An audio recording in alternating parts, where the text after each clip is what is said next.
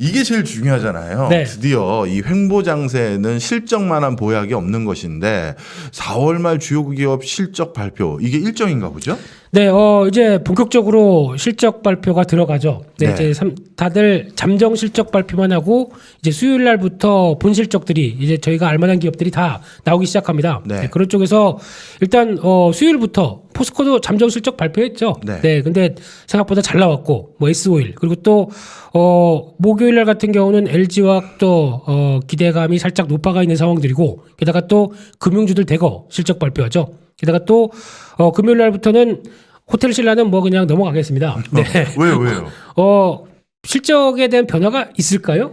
오히려 굉장히 추락했겠죠. 네. 호텔 신라의 매출의 거의 95%가 다 면세업이잖아요. 그렇죠. 그러다 보니까 네. 따로 말씀 안 드리고 싶고요. 네. 그런 의미셨군요. 네, 네. 알겠습니다. 뭐 얘기를 하기 그다음에 또. 저기 모비스는 네. 예전에는 후계 승계 관련해서 글로비스, 모비스가 굉장히 중요도가 높은 계열사였는데 그렇죠. 요즘은 뭐 엔지니어링도 있고 뭐도 있는데 앞으로 힘을 받을까요? 어떻게 보세요? 네, 그 얘기를 벌써 하시게요. 지금 다음 차례입니다. 아, 그런가요? 알겠습니다. 그러다 보니까 네. 이제 네.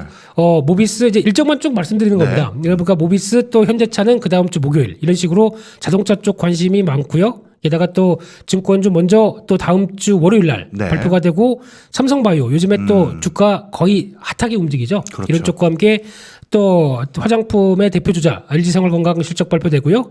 그 다음날 수요일은 디스플레이 쪽 LG 디스플레이가 떡하니 나오면서 SK하이닉스와 IT의 쌍두마차죠. 네. 이런 쪽이 실적 발표되고 요즘에 두산중공업도 분위기 나쁘지 않습니다. 나쁘진 않죠. 네, 원전 관련된 쪽에서 정부의 정책이 바뀌나라는 관점 쪽에서 약간 또 들썩거리는데 이쪽에 대한 변화 요인들 실적으로 체크해야 될 것 같고요.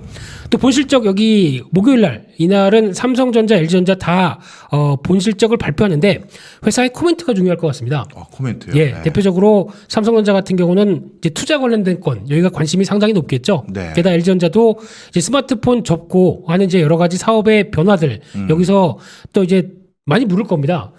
진짜 마그나가 합작사가 애플 수조해염 이렇게 물어보겠죠.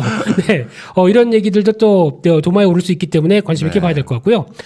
그다음에 네이버 같은 경우도 또 중요하게 봐야 되겠죠. 예. 네. 유주연님이 선생님들 삼성전자는 도대체 왜 이럴까요? 하면서 요즘 행보 분위기 네. 여기에 대한 거 우려 아니면 속상함을 얘기하신 것 같은데 네. 저거 뭐 발표 나고 나면 좀 움직이는 겁니까? 저도 속상합니다. 네. 좋은 실적 발표 내놓고. 근데 지금 실적 발표 내용들을 보니까, 네. 약간 실망을 가게 만들었죠. 어. 상대적으로, 저희가 그래도 주력이라고 했던 반도체 쪽에서 생각보다 조금 덜 나왔던 부분들, 이쪽이 아무래도 좀 위축이 됐다고 보여지고 있는데, 하지만 너무 걱정하지 마십시오. 네. 1분기보단 2분기가 좋고, 2분기보단 3분기가 올해 중에 최대 실적이 나올 수 있다라고 하게 되면 알겠습니다. 주가 반응하겠죠. 네. 조금만 기다려보고 화이팅 하십시오. 네. 그래서 일단 여기 내용들 중에서 네. 그러다 보니까 다음 주까지 4월 말일까지 중요한 기업을 보게 되면 일단 눈여겨볼 게 금융 쪽이고요. 네. 그두 번째가 자동차 쪽, 네. 현대차와 현대모비스 관련된 쪽, 네. 그리고 또 세 번째는 디스플레이 관련된 쪽. 이 세 개를 큰 카테고리로 해서 이쪽을 한번 중점적으로 말씀드려보고 싶고요. 반도체 원래 장비를 하려고 했습니다. 네. 워낙 요즘 제가 관심이 많아서 그래서 공부한 내용들 토대로 얘기를 드리려고 하다가 그래도 아직 실적은 대형 기업들이 낫겠다는 쪽에서 먼저 봐야 될 것 같고요. 그래서 먼저 좀 금융주 쪽의 은행 쪽입니다. 은행 쪽을 한번 보게 되면은 보기 전에 이 1분기 기업들의 실적 전망에 관련된 내용들을 잠깐 또 확인해 보게 되면요. 일단 지난번에도 강조드렸지만은 한국 기업들은 수출 잘 되면은 실적 올라갈 수밖에 그럼요. 없습니다. 네, 네. 이게 거의 이 지표만 보고도 주식하시면은 다 맞습니다. 상당히 설명력이 높죠. 그렇죠. 네. 근데 지금 최근에 동향을 보게 되면 그동안에 한국 수출이 가장 좋았다라고 하는 거는 반도체 슈퍼사이클 들어왔을 때 2017년. 2017년 18년도 그때 상당히 좋았었죠. 근데 그때 걸맞게 지금 바닥 찍고 돌아가는 모습들 나오기 시작하죠. 네, 여기가 중요한 변화가 이제 나오면서 만약에 한 3분기 하반기 정도쯤 가게 되면 이 정도 부분까지는 충분히 도달하지 않겠느냐. 특히 가장 중요한 게 지금은 물량 Q라고 하는 쪽 P 단가 P와 Q가 다 좋은 쪽으로 지금 나오고 있습니다. 가장 좋은 대표적인 흐름들이죠. 그러다 보니까 아직까지 한국 기업에 대한 실적 흐름들은 여기서 1분기가 끝이 아니다. 네. 한쪽으로 바라볼 수 있는데 마찬가지로 분기별 영업이익 추이를 본다고 하더라도요. 지금 기조로 보게 되면은 지금 한 40조 원대가 넘어갈 걸로 추정을 하고 있는데 증감률과 관련된 쪽은 일단 약간 좀 어느 정도 작년 동기와 이어지다 보니까 어떤 기저 효과가 있겠죠. 그래서 이제 절대적인 수치 같은 경우는 3분기가 50조 원대를 드디어 넘어가려고 하고 있습니다. 그러다 보니까 상반기 때는 이제 맛보기, 하반기 때 오히려 레벨업된 모습을 보여주겠다. 네. 이런 쪽의 변화가 수출과 같이 이어지게 되면은 아직 주식 공매도가 어떻고 뭐가 어떻든 간에 일단은 실적만 본다. 그럼 계속 관심 가져야 되겠죠.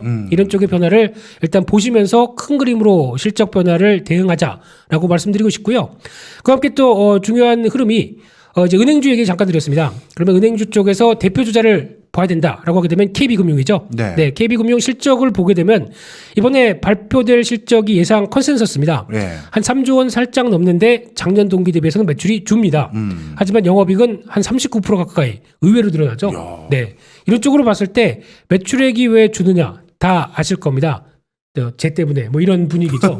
내가 잘하고 싶은데 규제가 너무 심하다. 규제가 많죠. 네. 그러다 보니까 근데 이익은 어떻게 는 거예요? 이건 구조조정이죠. 구조조정. 네, 지금 인력부터 여러 가지 구조조정을 다 하는 관점과 아유. 함께 조금 이따가 설명드릴 지배순이익이 빠르게 들어가는 부분들. 예. 이쪽이 변화가 나오고 있는데 금융 지주입니다. 네. 그러다 보니까 은행의 역할이 살짝 떨어져도 다른 계열 쪽, 그러니까 즉 보험이나 아니면 증권이나 네. 또 증권 쪽 같아죠. 이런 네. 쪽이 보강을 시키면서 수익성은 좋아진다라고 보여지고 있고요. 네. 그래서 결론적으로는 올해 전반적인 실적도 살짝 매출은 선방하는 정도, 네. 그래도 이익은 좋아지는 정도로 예측을 하고 있는데 중요한 건 지금 올해 실적 대비해서 PER 5배, PBR 0.5배도 안 됩니다. 호호. 그냥 가치주의 표본이죠. 같이 주네 진짜. 네, 배당도 3%는 넘길 걸로 보여집니다. 그러다 보니까 이런 가치주라고 하더라도 매출 자체가 뛰지 않으면 성장이 없죠. 그건 그렇죠. 예, 그러다 보니까 이를 설명하는 게 또 하나 님이라고 하죠. 네. 이게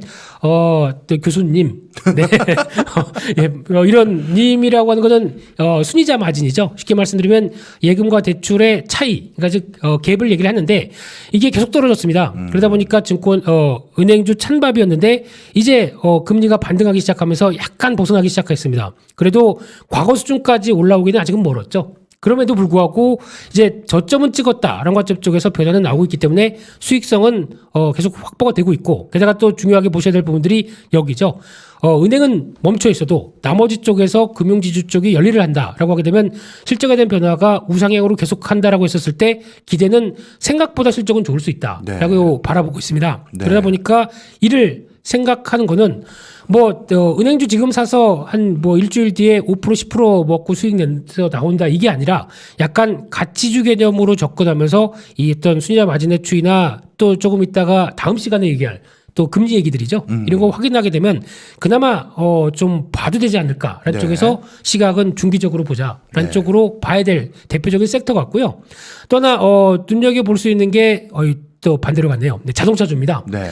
자동차 쪽은 일단 현대차를 필두로 이번 실적들 괜찮을 것 같습니다. 특히 작년에 또 좀 못한 게 많았었죠. 아주 좋은데요? 괜찮은 정도가 아니라. 괜찮죠. 네. 괜찮은데 왜 주가가 못 갈까요? 그러니까. 이게 핵심이죠. 근데 지금 현대차를 바라보면서 가장 또 가끔 아산 공장도 그렇고 미국에 있는 공장도 그렇고 자꾸 셧다운합니다. 네. 잠깐 멈추죠. 네. 이제 차량용 반도체 얘기 많이 나오고 있고 이게 쇼티지가 나와서 제대로 출하를 못하고 있기 때문에 그에 따른 영향권들이 좀 커지는 거 아니냐라는 네. 생각들이 좀 있는데 이 부분만 어느 정도 해결되기 시작한다라고 하게 되면 그래서 지금 회장님도 날아간 거 아닙니까 미국으로. 가서 그래서 가신 거구나. 네, 그리고 여러 가지 다 챙기려고 하신 게 아닐까 싶고요. 또 요즘 미국이 하도 핫하죠. 네, 예, 네. 판매가 핫하다 보니까 거기 라인도 좀 챙기지 않을까 생각되고 네. 있는데 실적 잘 나올 것 같고요. 올해 실적도 자신감이 상당히 높습니다. 근데 이건 기조 효과 때문에 아마 올해 실적이 이렇게 180% 이상 늘어나는 거죠. 특히 작년에 어떤 충당금 쌓았던 부분들 이게 좀 있기 때문에 이 정도까지 나오는데 그래도 실적에 대해서는 자신감 높습니다. 네. 게다가 지금 올해 실적 대비해서 한 12배가 살짝 못 되는데 여기는 아마 친환경차 관련된 쪽에서 어느 정도 변화만 보여준다라고 네. 하게 되면 아이오닉 시리즈죠. 네. 보여주게 되면 이 정도는 괜찮아라고 해서 벌떡 일어설 수 있지 않을까 생각되고 있고요. 게다가 또 눈길을 가는 게 제네시스 관련된 판매 추이를 한번 보시죠. 이쪽은 지금 이야, 수직 상승이네. 수직 상승했죠. 과거에 못 보던 수치들이 나오고 있습니다. 네. 근데 제네시스가 비싸죠. 비싸죠. 그럼 돈이 더 되겠네요. 네, 그러다 보니까 현대차 입장 쪽에서는 효자죠. 그렇죠. 네, 이쪽에 대한 판매가 강하게 나오면서 현대차는 웃고 있을 수 있다. 저 글로벌 제네시스니까 국내 말고 해외 판매. 해외 판매입니다. 네. 근데 여기서 조금 아쉬운 게 이번에 이제 중국 쪽에도 그동안 뭐 한알령이니 뭐니 해서 많이 좀 위축됐지 않습니까? 네. 여기를 이제 다시 드라이브를 걸려고 합니다. 그래서 지금 G2라고 하는 미국 쪽에서는 잘 팔리는데 네. 중국까지 이제 이렇게 드라마틱하게 턴하기 시작한다. 그러면은 현대차는 지금 주가가 아닐 것 같습니다. 그렇네요. 네. 근데 그래서 중국 판매만 확인되면은 어떤 변화도 나올 수 있기 때문에 잘 보셔야 될 것 같고 또 하나 여기서 중요하게 봐야 될 게 미국의 인센티브 관련된 추이인데요. 네. 이쪽을 그 인센티브 추이라는 게 뭐예요?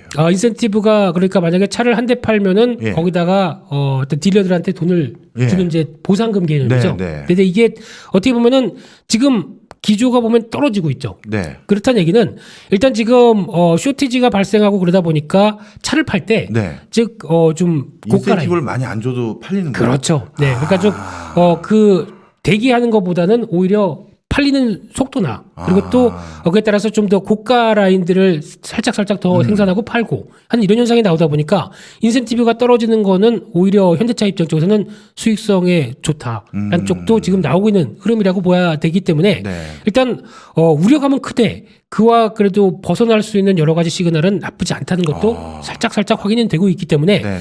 아마 반도체 얘기만 어느 정도 좀 해결되면은 현대차는 좀 더 날개를 달 수 있지 않을까 네. 라는 쪽에서 또 지켜봐야 될 것 같고요. 또 마지막으로 또 디스플레이입니다. 네. 이쪽은 또 LG 디스플레이 다음 주 수요일이죠. 네. 실적 발표를 하는데 그래도 오랜만에 LG 디스플레이가 매출액 자체가 이렇게 뛰는 거 처음 봤습니다. 지금 1분기가 작년 대비해서 44% 이상 네. 매출액 자체가 뛰기 시작하고 이런 분위기면 상당히 좋죠. 올해도 매출액이 뛰고 영업이익이 흑자 전환. 턴어라운드의 기본 조건 아닙니까? 이런 쪽으로 변화가 나오기 때문에 LG 디스플레이 뭐 주가 수준 비싸지도 않고 뭐 배당은 없다고 하더라도 기대감이 상당히 높습니다. 네. 근데 중요한 거는 실적 동향을 쭉 체크하다 보니까 네. 이 정도 좋았는데 2022년, 2023년 그러니까 네. 즉 내년, 내후년이 요 정도에서 멈출 것 같습니다. 네, 그러면은 주가가 멈추면 안 되겠죠. 그러니까 네. 즉 실적이 더 확장이 돼야 주가도 따라 올라가겠죠. 이 부분만 어느 정도 해결을 볼 수 있는 키가 뭐냐? 라고 하게 되면 OLED입니다. 그래서 지금 OLED 수출 동향을 보게 되면은 전체 디스플레이 수출 대비해서 OLED 비중이 계속 올라가고 있죠. 그렇네요. 지금 이쪽이 수율이 좋아지고 변화가 나오다 보니까 LG 디스플레이를 좀 더 살리기 시작하고요. 특히 요즘 같은 경우 LCD든 패널 가격이 올라오다 보니까 TV 메이커 입장 쪽에서 LCD TV를 파는 것보다는 약간 수익성이 떨어지겠죠. 패널이 가격이 올라오다 보니까. 그랬을 때는 오히려 좀 전환시키는, 그래서 OLED 쪽으로 전환시키는 모습들이 훨씬 더 눈에 띄고 있다라고 봐야 될 것 같고요. 그와 함께 또 마찬가지로 OLED 침투율도 지금 가파르게 올라오고 있습니다. 네. 그런 쪽으로 봤을 때는 지금 대세는 OLED 쪽이다라는 쪽을 다시 보시면서 OLED 관련주도 챙겨보자라고 말씀드려 보고 싶고요. 여기서 이제 중요한 게 삼성도 이제 하반기에 중소형 OLED 쪽 이제 어느 정도 투자에 대해서 확정하고 또 변화시킬 가능성이 높다라고 보게 되면 또 삼성향 나오는 대표적인 종목들이 있죠. 장비와 관련된 뭐 SFA나 또 AP 시스템 이런 종목들도 지금 주가가 약간 고점을 향해서 막 들썩들썩 거리기 시작합니다. 그런데 이런 변화가 나오기 시작하게 되면 일단은 OLED 업황 나쁘지 않다라고 하게 되면 소재 쪽이죠.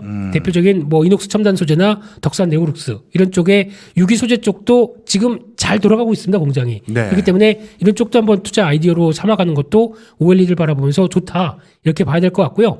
그래서 결론적으로는 혼자 계속 달리고 있습니다. 네, 끝까지 달리겠습니다. 네, 그래서 체크 포인트를 보게 되면은 뭐 실적 장세로 들어온 거는 다 아실 거고요. 그러다 보니까 이 실적이 대형주의 반등 모멘텀으로 나오는지 계속 체크를 해야 되는데, 근데 지금 눈높이는 계속 올라갑니다.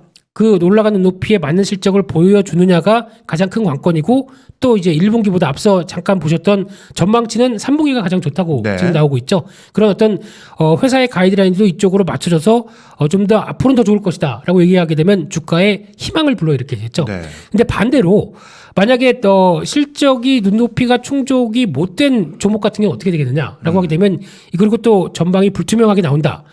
이쪽이 좀 걱정되지 않을까 싶습니다. 공매도요. 그렇죠. 그럼 이제 5월 2일부터 공매도가 시행되다 보니까 먹잇감이 되지 않을까라는 생각도 살짝 연결시켜 볼 수 있겠죠. 공매도 다시 재시행되는 그 방식이 결정이 됐나요? 뭐 대형주부터 한다 뭐 이런 소리도 있었었잖아요. 네, 지금 현재로는 코스피 200, 예. 코스닥 150. 아, 그러니까 그렇게. 약간 대형권 쪽이죠. 예, 예. 그러다 보니까 지금도 실적이 대형주가 먼저 발표됩니다. 그렇죠. 그래서 이쪽 관련돼서 실적 눈높이가 그래도 계속 맞아가는지 체크하는 게 더 중요할 걸로 보여지고 있고요.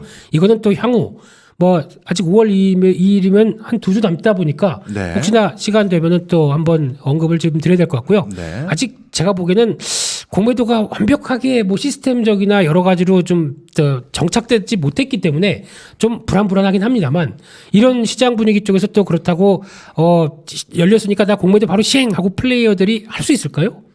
쉽지 않을 거예요. 뭐 어려울 것 같습니다. 우리가 또 가만히 두겠습니까? 그 계좌 확인해서 누군지 우리는 알아내죠 또. 예? 그렇죠. 여기는 통신사인 인포맥스예요.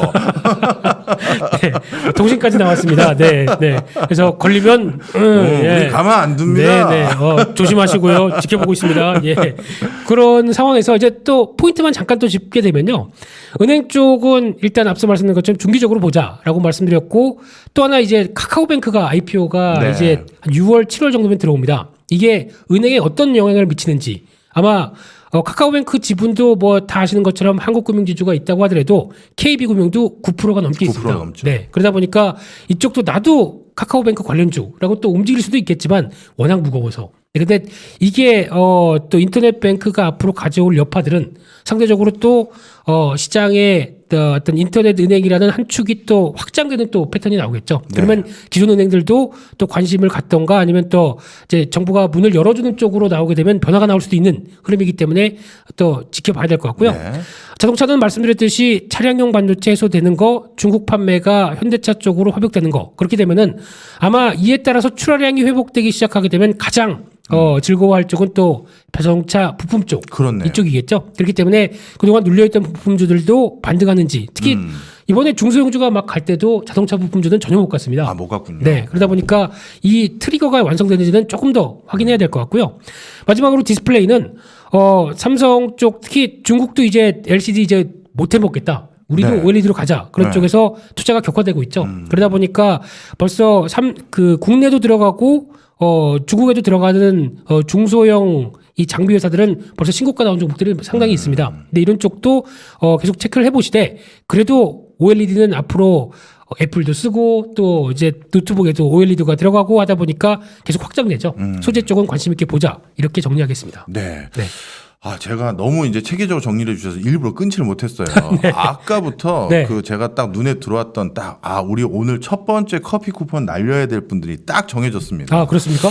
그 아이디가 너무 재밌었어요. 네. 커피 쿠폰 나도 조요님이 바이오 주도 전망 한 번만 해달라. 바이오. 네. 네. 그거 한번 말씀해 주시고요. 커피 쿠폰 나도 조요님 저희 이런 간절한 모습 너무 좋아합니다. 아우, 이런 뭐 일종의 비굴하다고 말씀드리고 아닙니다. 자기 권리를 주장하는 자기 거죠. 권리를 주장하는 네. 이런 적극적인 모습 바로 쏩니다. 그런데 이분에게 커피 쿠폰 드리려면 어떻게 해야 돼요, 이분이?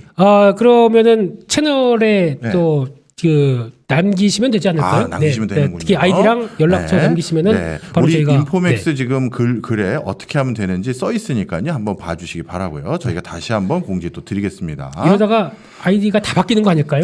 커피 쿠폰 아이고 2. 제가 괜히 얘기를 했네요. 3 뭐 이런 식으로. 예, 저희 고정 그 메시지 창에 이메일 주소가 있습니다. 거기에 휴대폰 번호 남겨주시고 하면 바로 보내드립니다. 네. 커피 쿠폰 나도 조요님 드렸습니다. 자, 축하드립니다. 바이오주도 얘기해 주세요. 네. 바이오주는 일단 지금 코스닥 시장이 살아있는 상황이다 보니까 네. 일단은 끈을 놓으시면 안 될 것 같고요. 그만큼 또 많이 정체됐다가 다시 한번 변화가 나오는 시점이다 보니까 움직이는 묘미가 나오는데 아마 관심 있으시다고 하게 되면은 이런 수급 동향들 한번 체크하시고 같이 보시게 되면 여러 가지. 근데 바이오는 너무 천차만별이기 때문에 제가 다 말씀을 못 드리고요. 저는 아예 만약에 관심 있다고 하게 되면 트레이딩 관점으로 수급 좀 받쳐주는 종목들 같은 경우는 지금 기회 요인들이 더 높다라고 봐야 될 것 같고요. 또 하나 여기서 중요한 거는 삼성바이오로직스가 대표 주자니까 네. 이게 꺾이면은 또 바이오주에 또 여러 가지 악영향이 나오겠죠. 네. 그러다 보니까 지금은 할만하다라고 말씀드리겠습니다. 알겠습니다. 네. 바이오주도 사실은 예전에 코스닥 그러면 네. 코스닥은 IT 회사들이 다 이끌어갔었는데 그렇죠. 진짜 불과 2, 3년 만에 다 바이오가 이끌어가는 걸로 바뀌었어요. 그런데 정점일 때보다는 네. 그래도 좀 많이 바뀌었습니다. 아, 그래요? 네, 소부장 쪽. 소부장 네, 쪽으로. 그리고 또 반도체, 2차 전지 이런 쪽들이 좀 더 확대되다 보니까 과거보다는 영향력이 조금 떨어졌는데 덜하다. 그래도 코스닥 하면 아직까지는 바이오죠. 알겠습니다. 네. 아유, 오늘도 또 한번 쫙 훑어주시니까 이번 주 장 어떤 관점에서 다음 주까지 우리가 지켜봐야 되는지 쭉 말씀해 주셨습니다. 자, 1부 정리해 주신 김민수 대표님 하나하나 빠짐없이 다 정리해 주셔서 감사합니다.